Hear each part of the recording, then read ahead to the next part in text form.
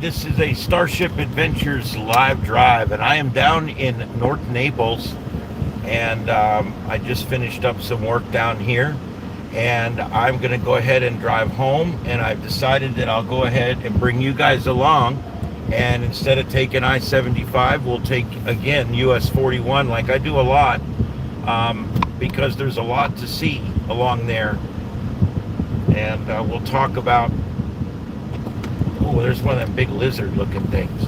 We'll talk about the area, the growth, and all that kind of stuff. And I'll just, you guys can just hang out with me while I'm heading back home. I will touch briefly on the storm that's out there that we've been watching, and it's out there just north of the Caribbean and near this northeast coast of Cuba. And it is in the formation stages right now, and so we are watching for continuing growth on that. This area down here, even more than the area I'm from up in Fort Myers, is seeing explosive growth right now. The growth is just off the chains. They can't build the power lines and the water lines and everything fast enough. The communities are trying to go in. The government's purposely obstructing and holding them back, which is what the government does best, as you guys know. The government's job is to obstruct everything you do, and they're really good at it. All right, so this is Immokalee Road. This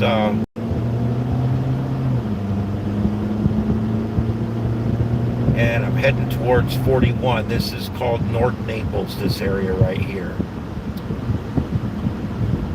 And this road,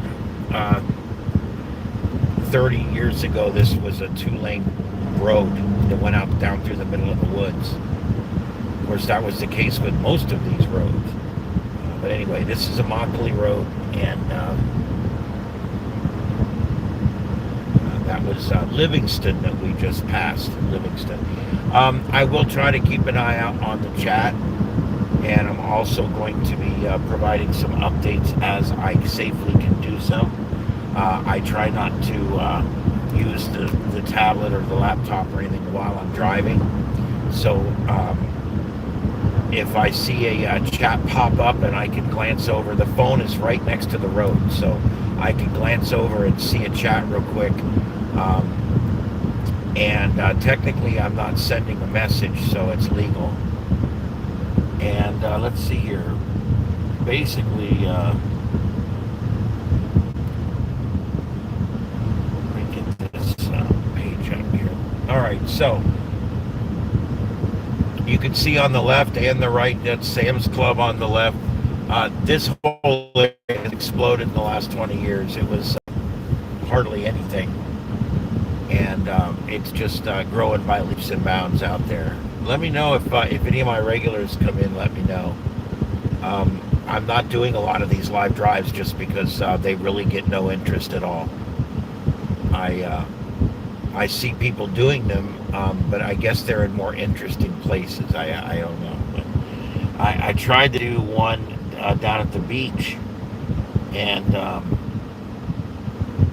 well, it not many people were interested.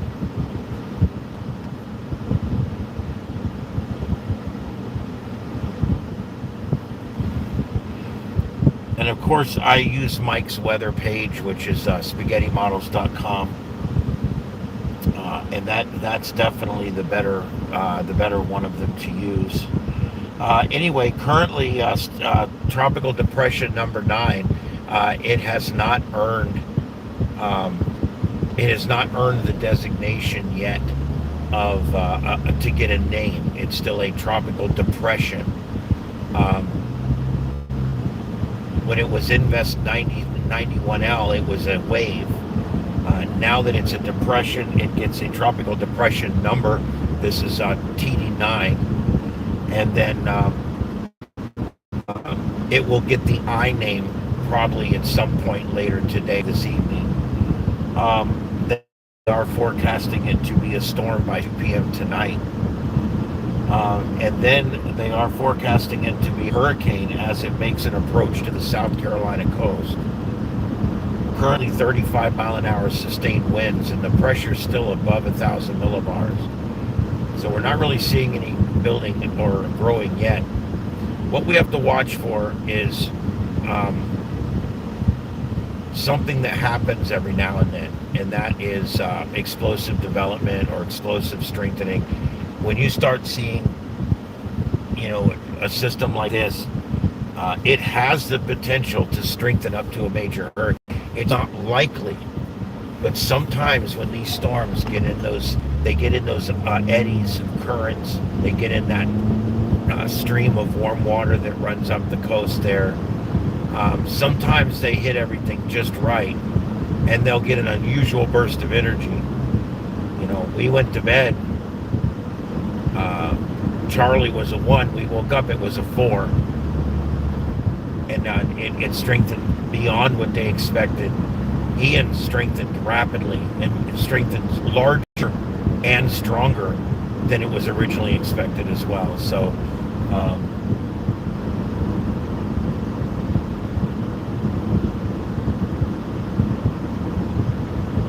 okay, this is Goodlet Frank coming up. Again, just the amount of growth here. Behind all of these shopping plazas on both sides of the road is, believe it or not, behind every one of those shopping centers and everything else, there's neighborhoods back there, gated communities.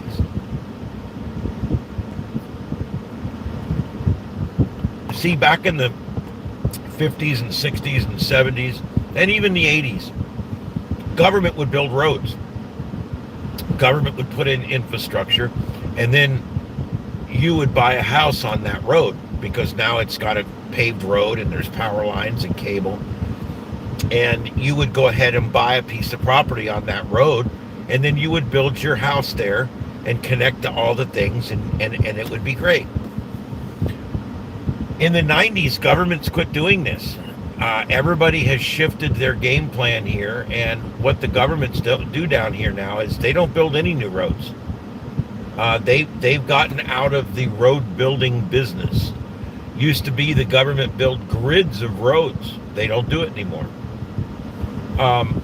What they do is a private developer will come in, develop the land, put in the water, put in the sewer, put in the electric, put in the comm lines, put in everything that you need, put in drainage, a paved road system, a security gate, and access control. And that's how every new community is coming now. So basically, there is no such thing as affordable homes being built anymore, because all the homes and a majority of the condos are all being built in these HOAs. These HOAs that have all kinds of fees and rules and everything else above you. And so what ends up happening is you can't just come down here and buy a 1,300 square foot, just a run-of-the-mill home that you and your family could live in comfortably. You really can't. You'd have to buy an older home that's in one of these older neighborhoods that they quit building years ago. There is no newer affordable housing. And so to compensate for that, down here, the government will end up just approving a bunch of these communities to go in, and they just won't build any more roads. And I really hate to see that, because what that does, we are all moving towards self-governance, where everybody lives underneath power of some local board, some HOA board. Everybody lives under some kind of management. And I just think that's terrible. I think people will eventually revolt against it. I think already the HOA lifestyle is already seen by a lot of people as overrated and unnecessary. But the problem is, down here, if you want to buy a new home, you don't have much of a choice. There is still lots in Cape Coral that you can buy and build a home on. I'm not saying there's none. There is still neighborhoods with a couple of lots left that you could buy and build a house on. But for the most part, the whole county building roads and people building houses has kind of gone away. It's now a big contractor comes in and builds the roads and puts in the infrastructure government used to do, and then they turn around and just charge you for it over the next 30 years in your HOA fees.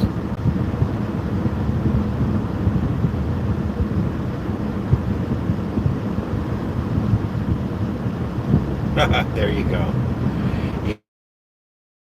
Yeah, I'm very careful what I do when I'm driving.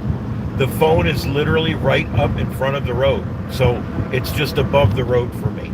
So in other words, when you guys text, it lights up, and I can glance over and see it, and my eyes are basically still looking down the road. Now the tablet, I don't use the tablet unless I'm stopped. I'm actually kind of picky about that. I've become a stickler on the cops being able to do it. It really bugs me that these cops are in just an inordinately high number of rear-end collisions. You know, a cop car is 5 times more likely to run up the ass of the car in front of it than any other car. That's the number one wreck for cops. Why? They're allowed to use their phone while they're driving. They're allowed to text. They're allowed to call. They're allowed to use their tablet. They're allowed to use their computer. They're allowed to use any screen device. They're allowed to use their radar gun. They're allowed to use their camera systems within the car. They're allowed to use all that stuff. So consequently, they literally have 5 times more rear-end collisions than the average driver. It's kind of crazy, really. All right, here's all the big car lots.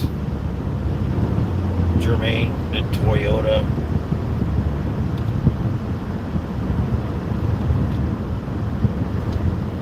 I think I'm gonna head to Walmart. I gotta go. I got one stop on the way, and I'll destinate there for you guys. That'll be where we stop. But that's in North Fort Myers. It's still a ways away. I don't know what it is about these live drives. They just don't get any interest at all. I've got one person in here watching. I guess I'm probably going to stop doing these altogether unless there's a storm or something, some reason, I guess, because it doesn't seem like this is something that interests people at all. As a content provider on YouTube, you're constantly looking for things that would interest people. Obviously, that's the whole purpose. And I've always been surprised at how much effort you can put into something and nobody cares. And then something else. I watch YouTube content providers that literally sit there and cry for the camera. They got dirty laundry in the background. They don't even know how to use the computer. They don't do any kind of scene selection or anything. They don't know how to narrate. They don't bring anybody else in. They don't do any of the things a normal YouTuber will get. And they've got their silver plaque hanging in the background. I don't know, man. I just roll my eyes. It's like you never know what's going to work on YouTube. And I'll tell you one thing. Hard work helps on YouTube, but it's not necessarily the means to the end. Because some people get to the top on YouTube not having to work that hard at all, and other people, like I've worked for 5 years to get 17,000 subs.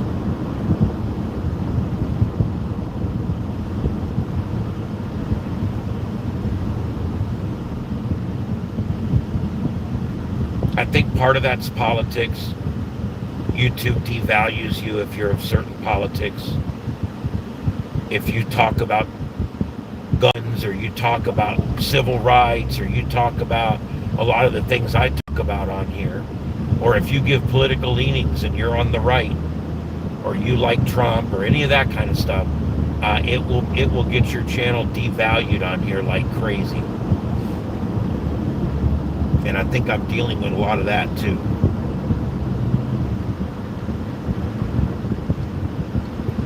But you know what? I'm not a quitter. 5 years and I still go on every day. I got over 1,000 videos.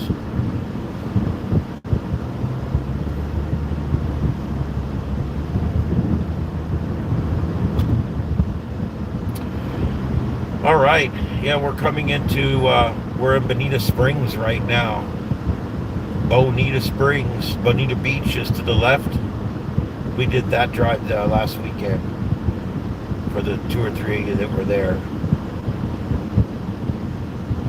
I showed all the damage from the hurricane, from Ian and the 2 subsequent hurricanes after Ian. I showed all the missing structures and what's been put back and what hasn't been put back and all that kind of good stuff. You guys see all these palm trees everywhere? Most of these trees you see, none of them are indigenous to Florida. See the blue one over there to the right, that neat blue one? Those are blue palms. They are not indigenous to Florida. Those right there, that cluster, those are royal palms. They are not indigenous to Florida. There's about 6 or 7 other decorative palms that are not indigenous. None of these palms you see here are indigenous. The ones that are indigenous are not the coconut palms. They're not the royal palms. They're not the blue palms. They're none of those. Matter of fact, you don't see any of the ones that are indigenous. But the ones from here are called cabbage palms. Sable palm, I think, is another name for them. But cabbage palm, you can actually cut it open and scoop the cabbage out of the middle and eat it. They have whole festivals. LaBelle has the annual Swamp Cabbage Festival, and that's what swamp cabbage is nothing but a cabbage palm that's been split open, and they scoop the shit out of the middle, and then they cook it. It's not my thing.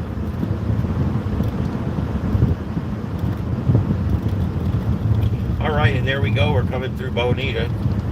There's Bonita.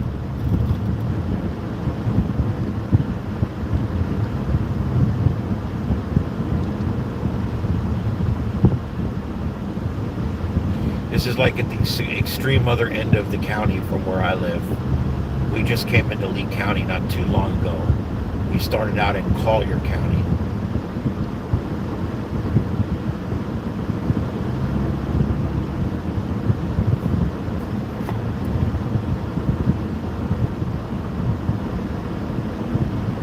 Well, for the first time in a while, we got tropical storm watches up.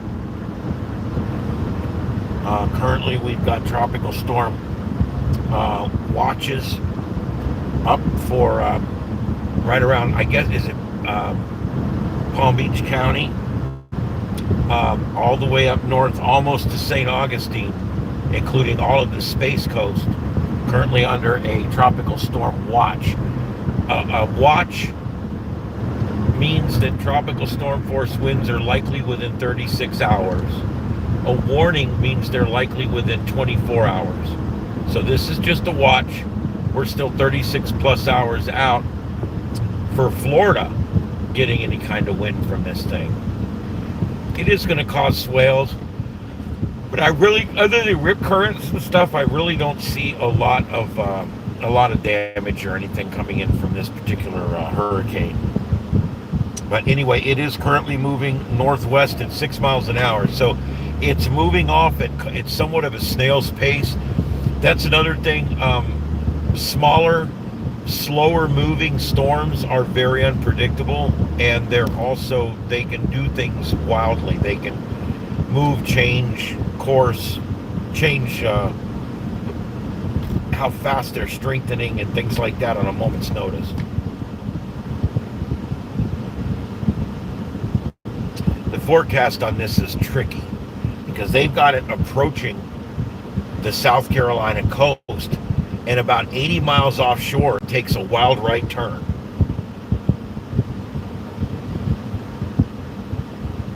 Yep, the Sugar Shack. I've heard of that one. Yep. Yeah, Naples is okay. It's way too expensive for me. I'm a cheap asshole. I live in North Fort Myers.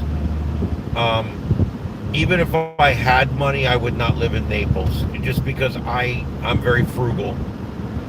There's a lot of money spent just to live in Naples, in the Naples area, especially if you want to live in the city of Naples. It's unreasonably expensive for no reason. This is one of the richest counties, Naples anyway, Collier County. We're in Lee now. Collier County is one of the richest counties in the state.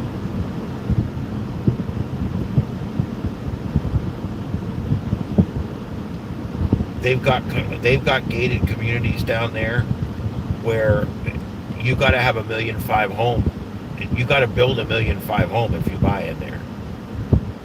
They have specifics. Yeah, yeah. I don't know that I've heard that. I don't get down here much to Bonita. Bonita, truthfully, when I was a kid, this road we're on right now was a 2-lane road that went down through the woods.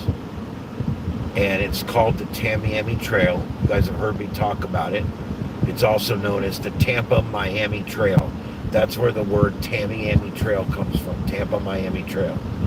And it basically comes out of the south end of Tampa, east of the bay, and it meanders its way all the way down, basically just like it does today. And it comes down through Fort Myers, and it goes across Miami.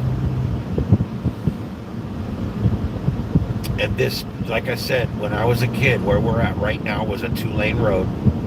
It was a 2-lane country road down through the woods. And estero used to be, there was a couple hundred people lived in estero. It was fishing camps. It was fish camps. And the only thing they really had down here on the side of the road was right up here on the left. There used to be an old fish house, and you could pull in there and buy fresh fish that had just come in off the boats. It was yellow and white. I still remember what it looked like, and it stunk. It always stunk like boiling gym shoes and 3 assholes. Anyway, I hate the smell of seafood. It's disgusting. That's why I don't eat it. But anyway, I can remember my dad driving down here to get seafood all the way down here. Like, you're going to drive all the way down that road? Now this is a 6-lane divided highway. Daniels Parkway, the 6-lane highway that goes out to the international airport, used to be a dirt road that went to my uncle's hunting property.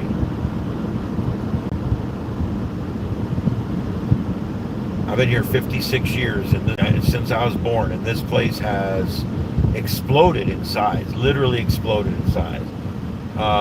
Hey, Coco. Hey, I'm just hanging out with you guys while I drive from North Naples. I had to go down and work with a client, and I got all that straightened out, and now I am heading back north, and I got 2 stops in North, and I'm going to be going to Walmart as well, I think, and doing a little shopping.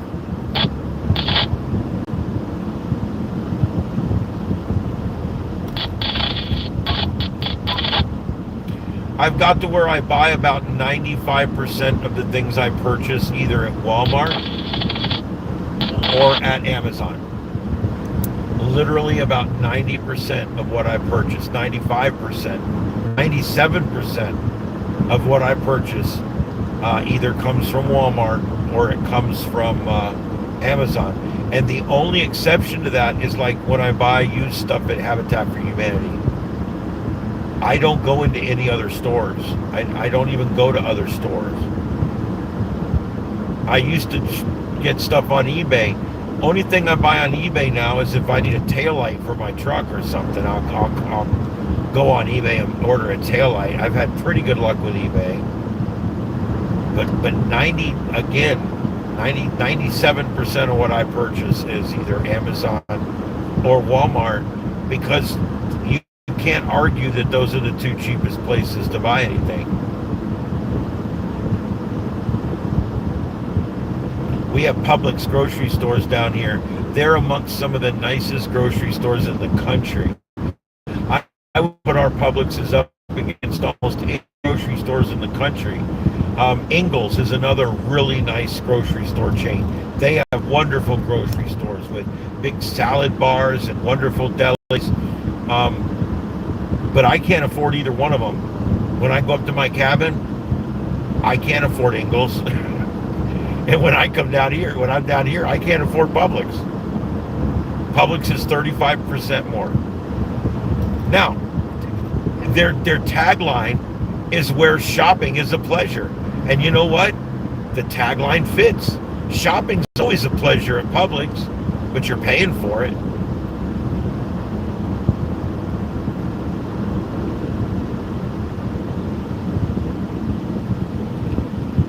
To me, it's all come down to bang for the buck. There's a few things I won't buy generic on. Like I don't buy generic cheese or mayonnaise. There's just something weird about it that never tastes exactly right.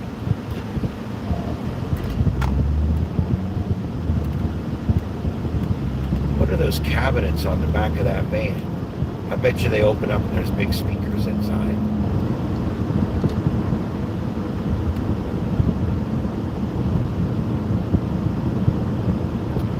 All right, and now we're in San Carlos Park. This is the Coruscant or Coruscant. It's pronounced both ways, but that's the Coruscant Unity Park back there, and that's where there was a group of settlers here called the Coruscants or Coruscants, and that's where they were back there. And some of their original structures still exist back in there. And for a small fee, you can go back and check it all out.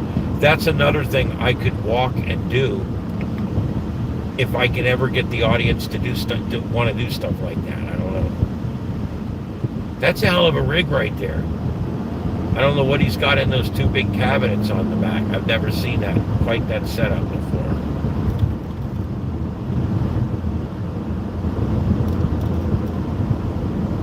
It looks like a human transport van, so I bet you that's for luggage.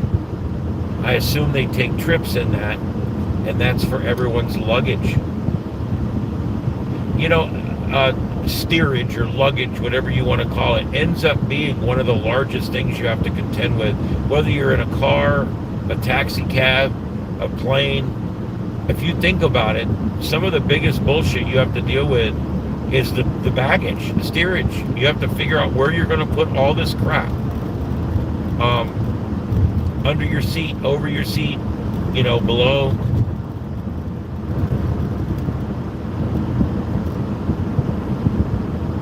Only in Congress. I love it. I gotta get gas too, but I'm gonna wait.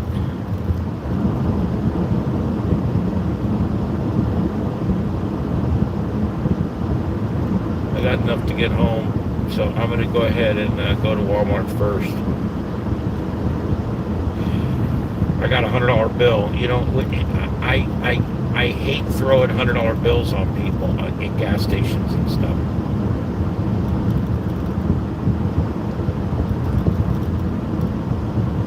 Pumpkin patch. You guys believe it's October already? I mean, it's literally, we're 30 days out from Halloween. 33 days out from Halloween.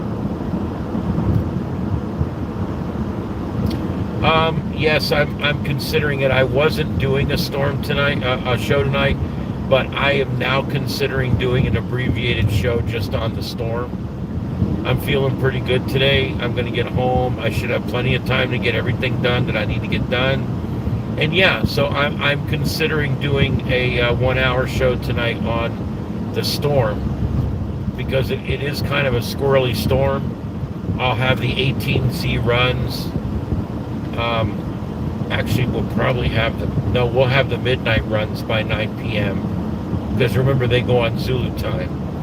So yeah, we'll have 2 more model runs by then, and I want to see if this east trend continues, or are we going to start to see the wag of the tail go back to the west.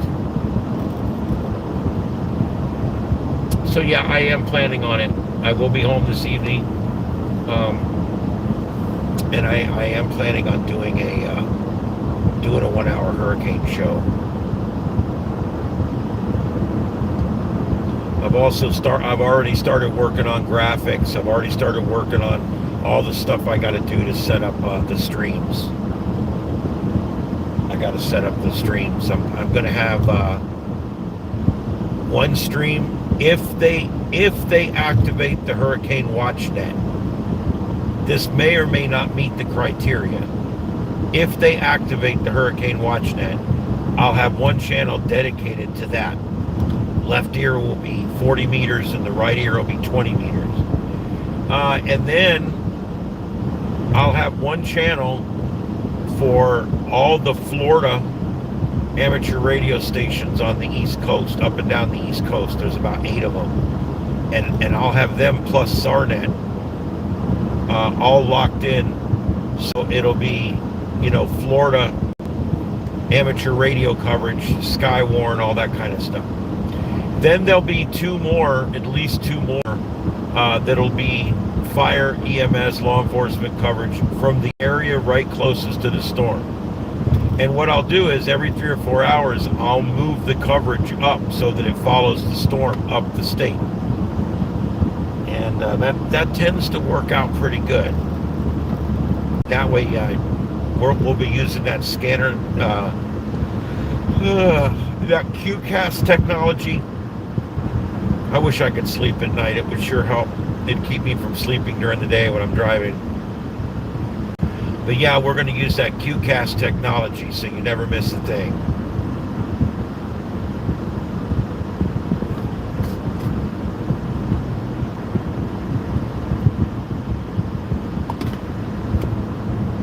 Got a bunch of models we can run.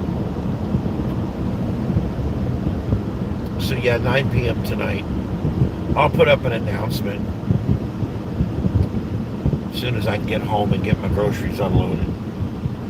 I'll put up an announcement that I'll be going on at 9 tonight with coverage on this hurricane, on this storm, this potential hurricane. Got to be careful, I'll get corrected. The night before Hurricane Ian,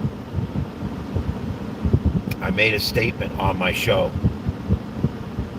I said, guys, I have a bad feeling that this is going to be a Cat 5. And one of the guys warned me. He says, I wouldn't say that on the air. You're just going to fearmonger people, and you're going to be making them nervous and all this.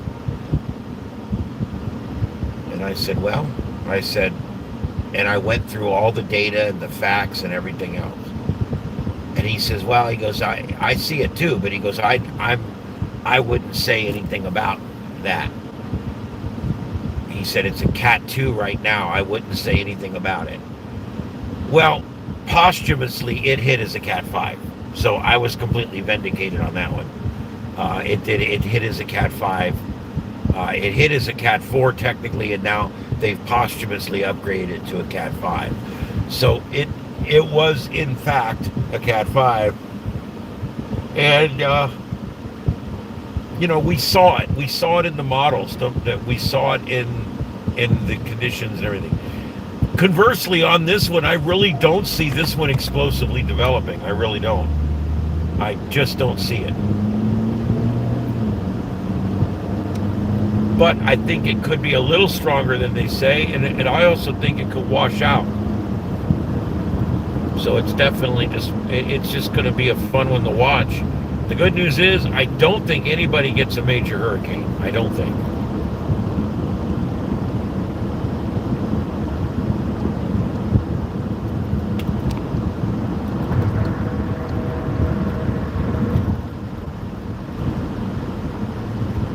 Yeah, you're going to laugh, but I like that government cheese. It's not bad. It's real salty. That's why I like it. Yeah, I don't mind the government cheese. It's pretty good. I didn't get a lot of it growing up, but it was good. You know what I can't stand is a store that says the entire store is 50% off every day. That's a lie. First of all, the moment you say every day, it's not a sale anymore. Second of all, if everything is always 50% off, then you've just marked everything twice as much. It's almost like playing on people's ignorance, you know? It's like these people are so dumb, they'll never know the difference. There's that Skip One Seafood right there. That's one of those two seafood places I told you about where they bring in all the fresh seafood. This is the one further north. They painted it a different color, but I bet it still smells the same. You know what? And there's so many fallacies around seafood. It always gets me. I'll be like, there's a really nasty smell. Yeah. And I'm like, look, it smells like boiling gym shoes in here. Oh, it's just shrimp. It's good. And then someone will tell you later, you know what? You know how you tell seafood is fresh? And I'm like, how? It has no smell. Really? Then in that case, I've never, ever smelled fresh seafood. Because it always has a stink to it. Always. And it always smells like a bottle out of something.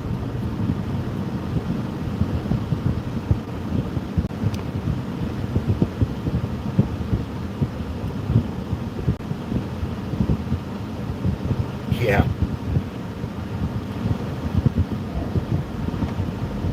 We've had several stores down here recently go out of business, and then they get bought out and they open back up again. Big Lots just did that. They closed down 5 Big Lots, but they opened 2 of them back up. They're different, kind of the same, but different.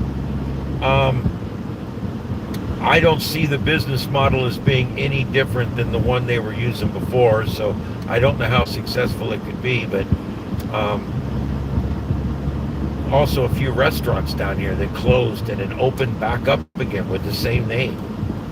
And I think what it is people finally close down and go bankrupt, and then someone comes in and buys everything, and then they open back up under the same name because now other people own that name. Calendar Girls. We're behind the Calendar Girls.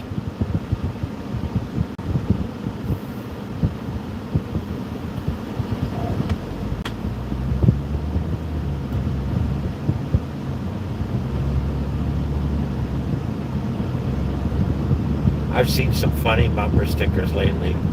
I saw one of my favorite over the years just because it's hilarious. I saw it again the other day. It said, "Damn, drunks against mad mothers."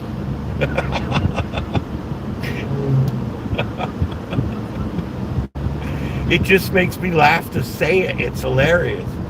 I'm not like pro drunk driving or anything or anti-mother. I just think it's hilarious. It's just hilarious. Damn, drunks against mad mothers. I saw another one the other day that said, "My other car's a broom." That was good. I like that.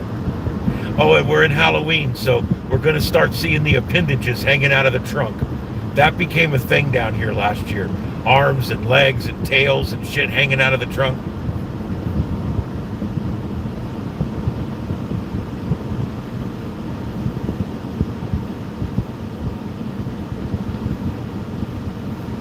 Tell you what, I've been looking at these lights. They got these LED lights now. They're a little expensive yet, but they're called permanent mount. They're like permanently mounted Christmas lights, and they're like little spotlights. And you literally go up underneath your eave, and you mount them up underneath your eave with a screw gun. They're permanent, and if you keep them completely out of the sun, especially down here, they'll last a long time. And what's really cool about them is they're completely individually addressable LEDs, and they work through the Govee system, and you can do all kinds of stuff with them. And then when it's not Christmas and it's not a holiday, you can use them as white exterior lighting. You can turn them on like 30% or whatever white and just like glow the house. There's all kinds of neat stuff you can do with them. But then, St. Patrick's Day, you can make your house green, Uh, there's all kinds of different stuff you could do like that with them. I've got every one of my lights outside my house. They're all programmable. So like on Christmas, my house is red, green, red, green, red, green. So I thought that was kind of neat. I may eventually get some of these. The price will come down. They're like 50 of them right now are $125. That will come way down. They'll be down under $1 a piece in the next few years. So, but that's something I definitely want to get. For a lot of different, I want to get a set of them for inside the studio too. I want to do some wall washing and things like that with them. I think they're really cool.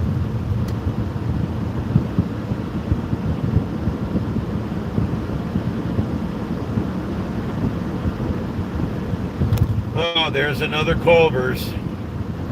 I really love Culver's, but they have priced me out of business. I got a 3-piece fish and fry in there the other day with no drink, $21. I told the guy, I said I didn't want a drink. He goes, and you didn't get one. I said, so the 3-piece fish is now, he goes, yeah, it's $19.89 plus tax. I'm like, wow, dude. I said, I could get a 3-piece fish and fry at Long John's for $11. And he didn't know what to say. He just stood there. And that's the last time I'll probably ever go into a Culver's. I hate to admit it. 3 pieces of cod and they were I got fries instead of slaw plus fries, so it's a double fries, right? Double fries. I ended up getting less fries than you would normally get in the meal there. Like they're skimpy on the fries, and I was supposed to get double fries. So you know what? Oh well. I don't care. I'm not going to Culver's anymore.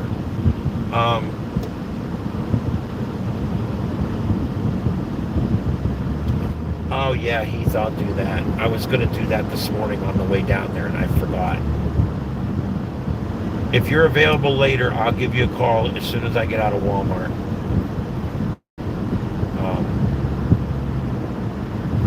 I'm really not this hard to get a hold of, so you'll have my number, and it'll be a little easier going forward.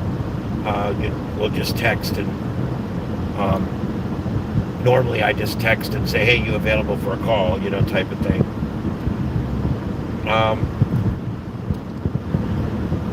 Senor Taco. Oh, here goes the plane over the top of us. I don't know if I think you guys will be able to see it. Landing at Page Field. There he goes. The small World War II General Aviation Airport over there called Page Field.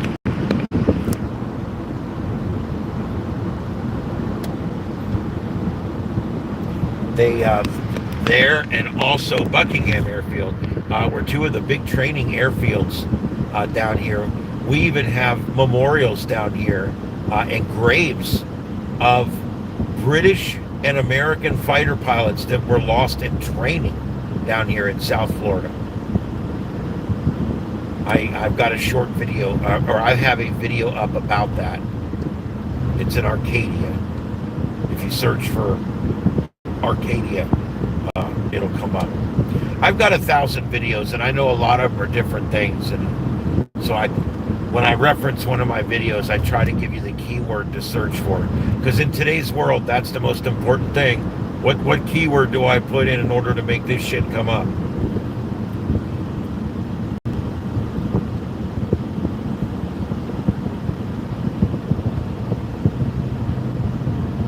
Yeah, that sounds like a lot of fun. And you guys already got nice weather up there. It's still hot here. Yeah, it's still hot here. Matter of fact, I'll demonstrate. There's what my car thinks it is outside. It's actually about 94. But what is the car now?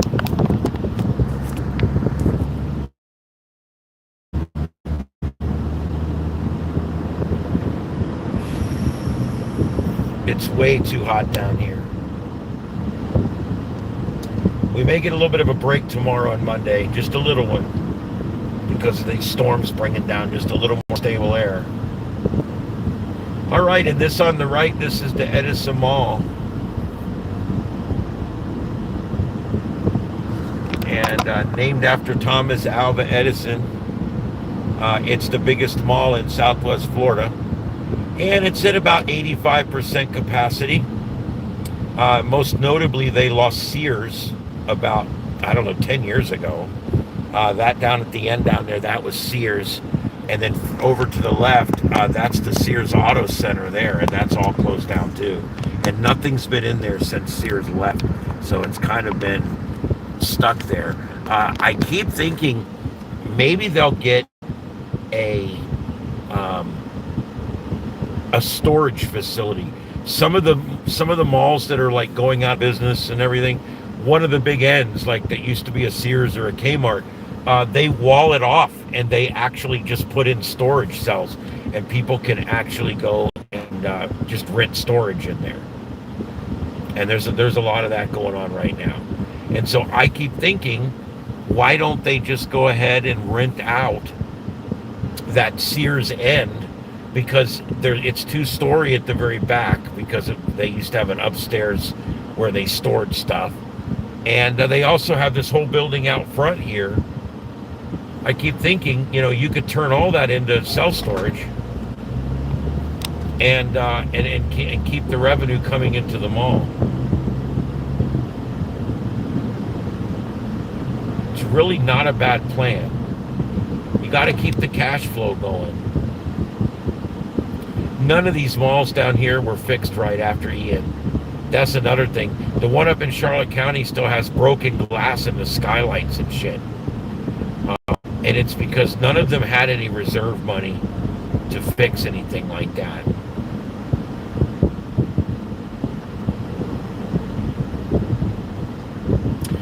Yep, this road has been completely screwed up right down through here. They blocked all this up for 2 years while they worked on it. And what they ended up doing when they were done was making less turn lanes, less places to make U-turns, less places to get around when you need to get around. And what they ended up doing was they doubled the amount of traffic lights. I want you to look here. Every freaking road has a goddamn traffic light. It's like it has become absolutely ridiculous. And they used to be synchronized years ago. Now they just all turn red whenever they want. Yeah, Sears has gone everywhere. Sears is completely out of business.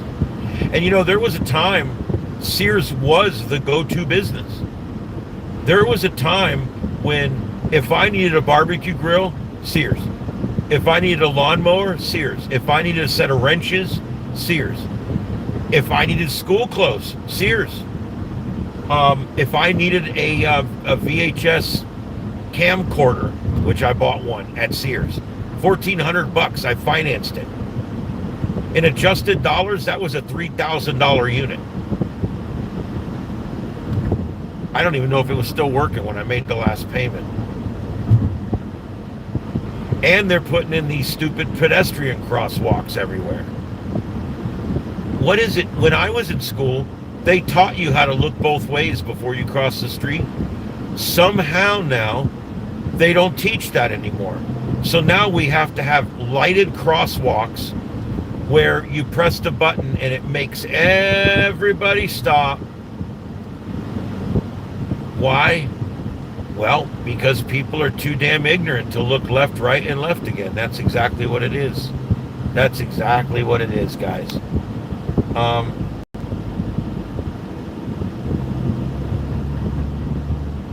Yes. Oh, there was a time when Sears was like the anchor company. It was the place where we bought our washers and dryers there. We bought our refrigerators there. We bought our mattresses for our beds there. We were Sears family. I mean, it was a nuclear family thing. If you got a family, you go to Sears. And we had other places. We had the American Variety Store. We had Gibson's back then. There was other places to go for the most part, Sears was where we ended up. That was the home of Craftsman, Kenmore.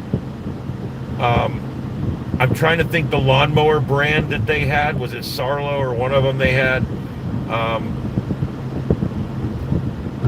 Or maybe it was Craftsman made the lawnmowers. I don't remember. But I mean, but truthfully, man, oh my God, everything that was important was at Sears. And by the end of it, the last 5 years it was open, I don't think I walked in the door. Which is why they're gone. I mean, it's why they're gone. They didn't adapt. Wow, I did not know that. Deploribus, I did not know they sold 2-meter radios, but that's pretty cool. That's pretty cool. Murray brand, there you go. I vaguely remember that. Yeah, there was Sears was a big deal, man. Sears was a big deal, and they also, if you needed something that they didn't sell locally, you could walk in there, walk up to the catalog counter, and you could order and pay for it right off the catalog, and then you could just pull in the back there at any time. Once it comes in, and they would run it right out and put it in your car or whatever it was, or you could run it and get it. So that was our eBay and our Amazon back then, was literally the Sears catalog store, which was the back counter in the back behind the tools, was the and that was important because back then you couldn't get a lot of things locally at all. Still to this day, you can't get a lot of things locally, but you can get everything on Amazon now. Look how narrow this bridge is now that they had to add a pedestrian lane that no one uses.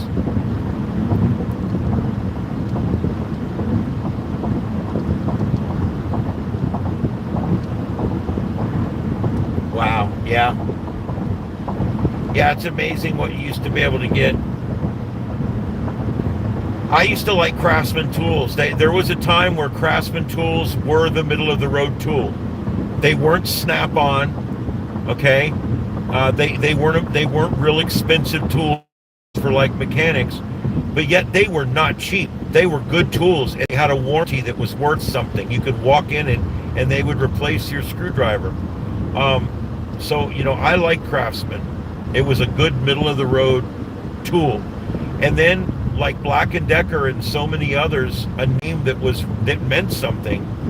The people that bought it out, it was bought out by a Chinese company, and they immediately, everything was now made in China, and the quality went down through the ground. And it was the same thing with Black & Decker. There was a time when somebody would say, so did you buy a nice drill? Oh yeah, I bought a Black & Decker. That's not the case anymore. Black & Decker is cheap garbage. Black & Decker is junk, considered by many to be garbage shit. Why? Because they were sold to a Chinese company, and now all they make is the cheap Chinese shit. I have better luck with Ryobi or one of those that's at least linked to a box store.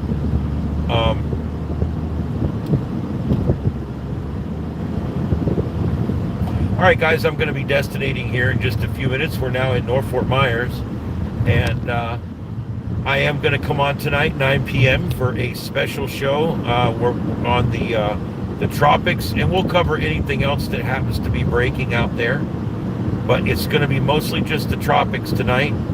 That'll be at 9 o'clock, and I'm only expecting to be on about an hour tonight, so we'll see how it goes. Other than that, that's about it. Don't think there's anything else in the chat room.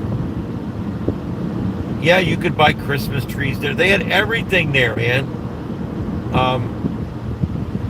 Yep, I was a Sears guy. I loved Sears. I really loved Sears. And looking back on it now, it's like it's completely gone. But we don't need it. We still have everything we had before. All right, guys, I'm going to let you go. This is Ian, Starship Adventures. This is the live drive. We went from Naples all the way up to North Fort Myers. and I'm destinating now, so we're going to call it. I'll see you guys tonight at 9 p.m. on a special tropical update edition of the Sights and Sounds of Earth right here on Starship Adventures. We'll see you tonight, guys. Have a good one. Be safe.